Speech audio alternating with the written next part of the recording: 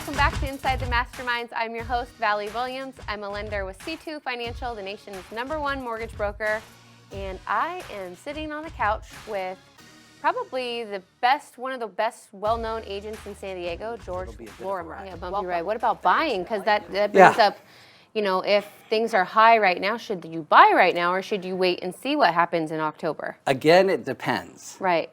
So this is my thought is, everybody always wants to time the real estate market, and you do mortgages, so the mortgage market, right?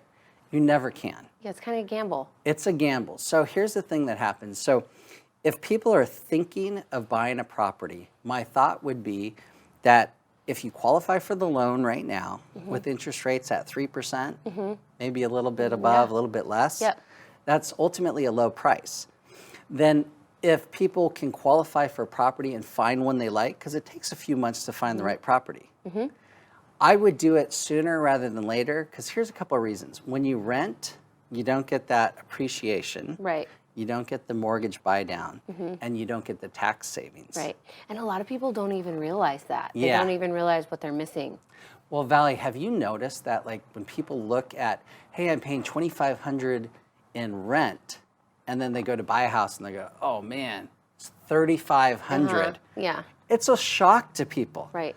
But what they don't realize is the loan buy down, the appreciation, and the income tax savings, they're actually going to keep more of their paycheck, so it offsets it. And even if they pay more every month, they're investing at long-term wealth. They say on average, I don't know if you know this, but 41 times more wealth with homeowners than renters. I didn't know that was the number. 41 times more wealth. So the big thing is, if you're thinking of timing the market as a renter, I don't think you can, because you're not going to be able to time the mortgage payment.